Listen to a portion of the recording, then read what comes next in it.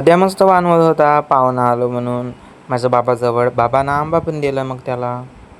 मग थोड्याच वेळात माझ्या मामाची पण आले. बसलो न थोडे आणि आंबे खात होतो. अद्या पहा अद्या कसा आंबा खाताय. मग थोड्याच वेळात दुसरी आई पण आली आंबे तोडू लागासाठी. आमचा अदू तर मस्त आंबे उचलत होता त्या डाल्यामधून, मस्त टाकत होता. चुंगडीभर आम्ही आंबे तोडलं.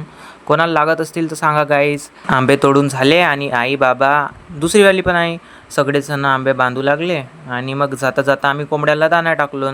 माझ्या मामाच्या घरी तर बहुत साऱ्या कोंबड्या आहेत, कोणाला लागत असेल तर DM करा. कोंबड्या तर मस्त गहू तांदूळही खाल्ले आणि पाणी बी पिले. आमचा आशीर्वाद तुम्हालाच लाभो. अबे साले. मग आम्ही दोघे पण घरी जायसाठी निघलो आणि रस्त्यात त्याला रेकॉर्ड केलं. मस्त हाय करत होता आमचा आदू. मग मी आपल्याला स्वतःलाच कसं सोडणार, मग मी पण आलो प्रेममध्ये. अद्याला आमच्या स्वतःचं सांगत होतं की घरी गेल्यावर बहुत सारे कामं करायचे आहेत ना, ते तुलेच करायचे आहेत बाबू. असे तसे करत आम्ही दोघे पण घरी आलो. घरी आल्यावर घरच्यांना कोणालाच पिकू टाकता येत नव्हता, तर या आईला जाऊन आणलो. मग आंबे तणसीमध्ये पिकू टाकायसाठी ठेवला आहो. आणि कोणाला लागत असेल तर DM करा गाईज, मेसेज करा, काही पण करा, कॉल पण करू शकता तुम्ही.